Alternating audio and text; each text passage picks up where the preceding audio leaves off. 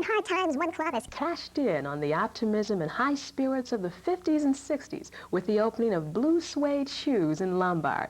Bobby Moss has that story.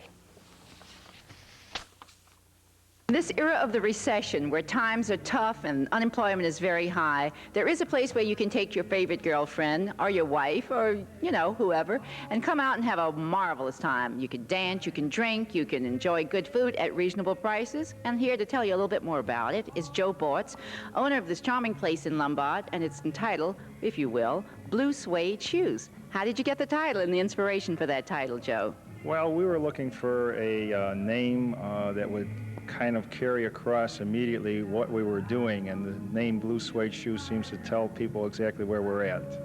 You don't often get to see a 57 Chevrolet, and I must say you've got all types of old Nickelodeon around and just extraordinary decor. I'm very impressed with what you've done in this atmosphere. Right, these are really jukeboxes.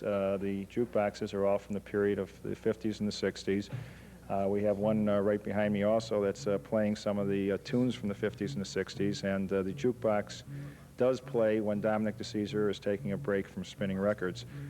We also play the jukebox between 6 and 8 during our happy hour, and at 8 o'clock every night Dominic starts his spinning of the records, and the dance floor opens up, and it gets pretty full.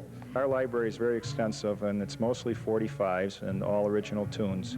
So people are looking, I think, to go back to the 50s. They remember it as a more prosperous time. The cars were bigger, gas was cheaper.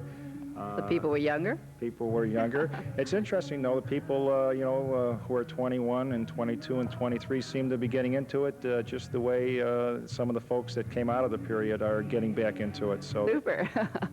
Bobby Moss for Suburban Weekly, and we're talking to Joe Bortz, owner of Blue Suede Shoes, where it's memorabilia of the 50s and 60s. And if you haven't been, do come.